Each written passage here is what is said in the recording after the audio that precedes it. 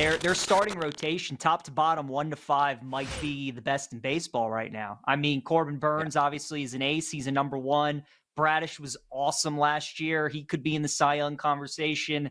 They get a full season of Grayson Rodriguez, who was one of the top prospects in baseball, was great the second half of the season last year. You've John Means coming back. Hopefully he's able to stay healthy. He's going to be their number 4. Threw a no-hitter a couple years ago. He was awesome for them when he came back in August.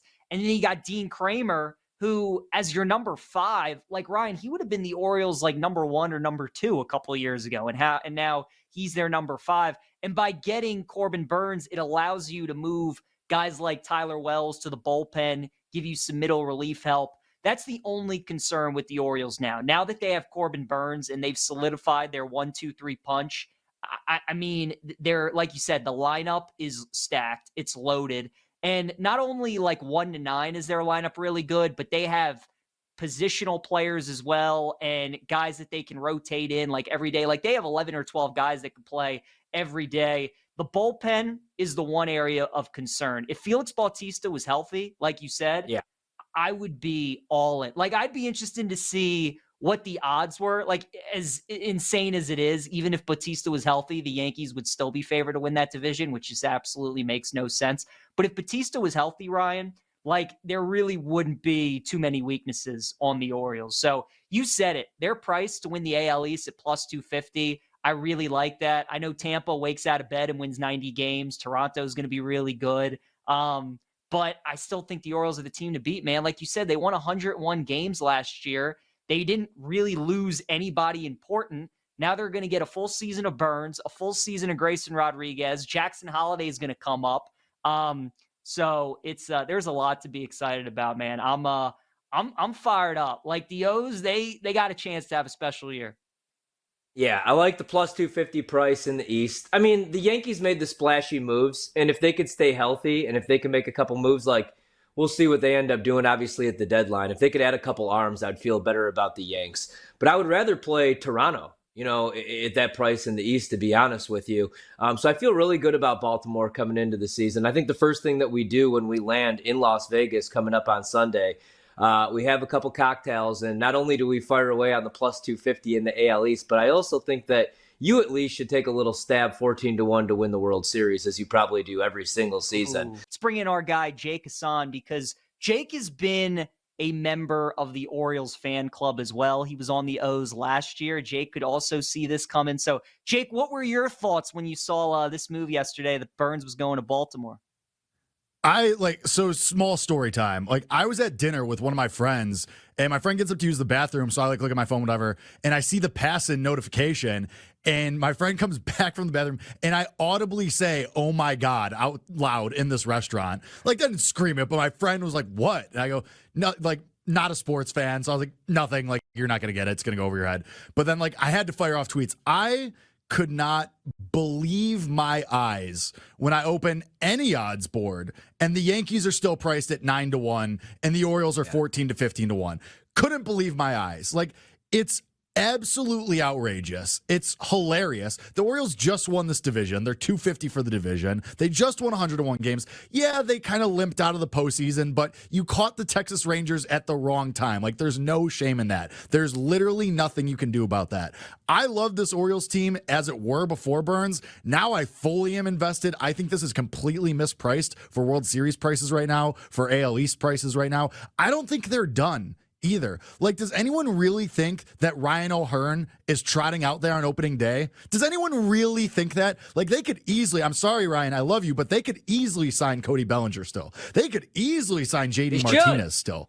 There's a bunch of guys out there that they could sign today that will still add another 1 to 2 wins, if not more, to this team. Fangraph says Jackson Holliday opening the season on the Major League roster. That's insane. He turned 20 2 months ago. Like, he's just that good. I think this team is unbelievable. I don't think they're done. I think Mike Elias is dancing in his office. Like, I saw a tweet last night that new ownership group came in, and Elias opened a drawer and was like, all right, this is all the stuff I've been sitting on, time to make some phone calls. And he did. And credit to him, he acted really fast. I figured the Orioles were going to do something this offseason like this. Didn't think it would take this long, but credit to them. I think this is an awesome team. I think that they are mispriced right now, and I can't wait to bet them day to day. I can't wait to bet their futures. It's going to be an awesome team. It's going to be an awesome season for Baltimore. San Francisco this year, they lost 5 games, but they really lost 4 games because nobody played against the Rams in the end of the year. 3 of those 4 losses, Ryan, were to teams in the AFC North. They lost to Baltimore, they lost to Cincinnati and Cleveland, right? So they've struggled against the AFC this year. On the flip side, look at the Chiefs against the NFC this year. They've lost to the Packers, they've lost to the Lions, they've lost to the Eagles. So if you're into that whole cross-conference thing, both of these teams have kind of struggled where it's been the Niners against the AFC and the Chiefs against the NFC.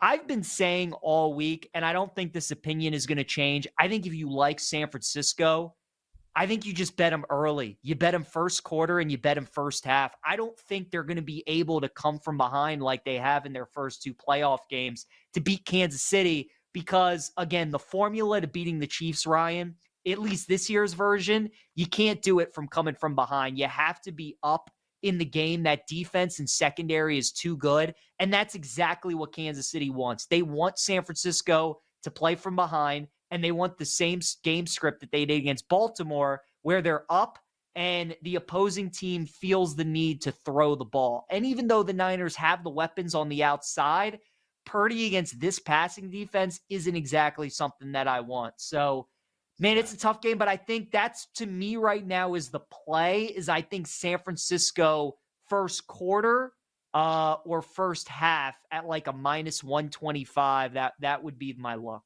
I still, and I know we're going to see it's the most popular prop bet, but I still like Brock Purdy rushing yards. Now, I kind of like his longest rush under. Haven't bet that yet, though. I want to see where that closes, but I bet it at 11.5, and I still like it at 12.5, the rushing yards for Purdy. I mean, he had 48 rushing yards in the NFC Championship game against the Lions. And, Lions really good against the run, but they do send extra pass rushers. They play a ton of man coverage, and that's why Purdy used his legs. And I think he's going to do the same thing against Kansas City, who does kind of the same thing, right? They're blitzing at the 7th highest rate. That's what Spags does. And then behind those blitzes, they're going to play man coverage. And so I like Purdy rushing yards. The prop that I just bet that I added, I like the Chiefs to record the first sack of the game. Best price that I could find, -120. Both pass rushes pretty solid, although San Francisco's pass rush the last couple weeks really nowhere to be found. And the Chiefs have had the first sack in 13 of 20 games this season, including the playoffs. And I just look at it like this, man. Andy Reid, the best, I think, at scripting in the National Football League. I think that everything, the first 3 drives of this game is going to be perfect for Kansas City. Whereas with the Niners, they got off to a slow start now the last couple weeks. Against Green Bay, we blamed it on some rust with the bye week and not playing their starters week 18. But that was against Green Bay. Then they got off to a slow start against Detroit, trailed by 3 scores, against a really good play caller in Ben Johnson. So I trust the Chiefs to start fast here in this game. So I like the Chiefs to record the first sack, -120 in this one. If you had to bet anybody in this game to find the end zone, are there any anytime touchdown scores that you like? All right, guys, I not only have an anytime touchdown score, I have a first touchdown score that I have for you. I've done a little bit of digging into this, and I'm very proud of my conclusion here. All right, so bear with me. 49ers have scored the game's first touchdown 13 times this season. That is the league's 2nd highest rate. Ravens are first. Chiefs are third. So, Chiefs are still right in there. Of those 13 touchdowns, 8 of them have been receiving touchdowns. Kansas City's defense has given up 5 touchdowns, the first touchdown in the game. Those have all been receiving touchdowns. They haven't given up a first touchdown on the ground. So I'm going to the 49ers receivers. Brandon Ayuk leads the Niners with 3 first touchdowns this season. Debo has 1. George Kittle has 1. I mean, Christian McCaffrey, you could count him as, a receiving back to have a receiving touchdown first. But the numbers are pointing to Ayuk. So Brandon Ayuk to have the first touchdown, plus 850. That is who I'm liking. And then you could also take him to have an anytime touchdown. I think that's plus 155, in case he doesn't get that first one. I think he might still find the end zone. I got to ask you about the Chicago Bears. Do you like what they've done with the hires? And what do you think they should do with that number 1 overall pick? Do you want Caleb Williams, or do you want to stick with Justin Fields, look to build around him? What are your thoughts about them going into the season? Because Detroit, man, I thought Detroit was going to have some regression, but now Ben Johnson's back.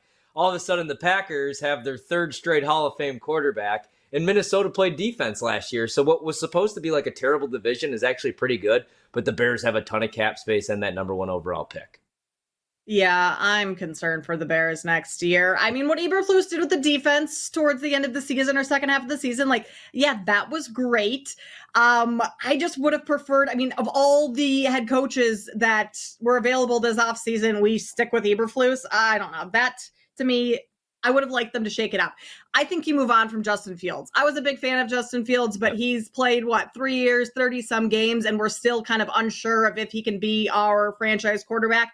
That should tell you right there that it's time to move on. If you can't come up with a decision, the decision has already been made, right?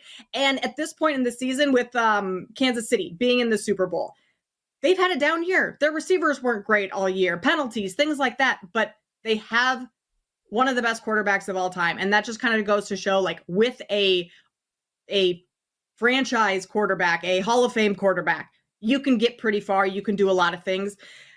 Word on the street is that's what Caleb Williams can be. Now, coming to Chicago, that's probably not going to happen because the Bears like to ruin quarterbacks. But I would prefer to take a chance on that potentially coming true with Caleb Williams than with Justin Fields, just because we've seen what he can do.